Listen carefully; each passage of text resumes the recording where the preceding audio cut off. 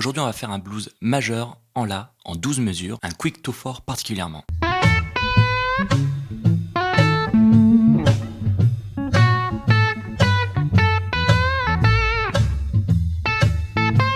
Si tu sais déjà jouer de la guitare, tu sais qu'un blues, tu joues 3 accords septièmes qui s'enchaînent, mais tu ne sais pas comment improviser dessus, ou quand tu improvises, ça ne sonne pas exactement blues. Les deux règles qui sont à connaître pour pouvoir jouer du blues, c'est de connaître la composition des accords. C'est donc de connaître les intervalles qui composent un accord septième. D'identifier où sont les notes correspondantes à l'accord qu'on est en train de jouer sur le manche. Comme il y a 3 accords, eh bien il faut faire ça par accord. Comme nous avons affaire à 3 accords septièmes, chaque accord appartient à sa propre tonalité. Heureusement, dans un blues, ces tonalités ne sont pas si éloignées et donc ce qui les sépare, c'est une note ou deux altérées en fonction du changement d'accord qu'on a au sein donc de la grille. Une fois qu'on a identifié les notes qui changent, les restes étant des notes communes, eh bien on arrive donc à pouvoir jouer un blues et à taper au changement d'accord les notes concernés pour avoir un maximum de résultats. L'exercice que moi je fais, c'est d'apprendre à accompagner un blues non plus en accord, mais en arpège, afin d'identifier où sont les fondamentales, les tierces, les quintes et les septièmes mineures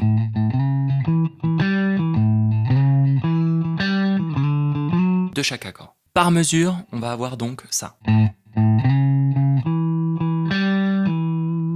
Je fais fondamental, puis ici avec mon petit doigt, je glisse de la tierce mineure à la tierce majeure. C'est quelque chose qui fait très blues. De faire une appoggiature tierce mineure, tierce majeure, c'est quelque chose que vous entendrez tout le temps. On essaie de reproduire cette chose-là. Ensuite quinte. Ensuite septième mineure. Et j'aime bien repasser par la quinte avant de revenir sur la fondamentale. Ça, c'est pour le La. Pour le Ré, vous faites exactement la même chose, sauf que vous démarrez du Ré, c'est-à-dire juste en dessous ici.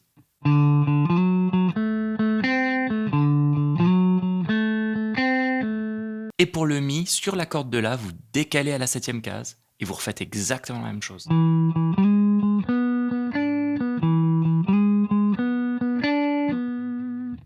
Un arpège égale une mesure, il vous suffit de suivre la grille que j'affiche à l'écran et de jouer.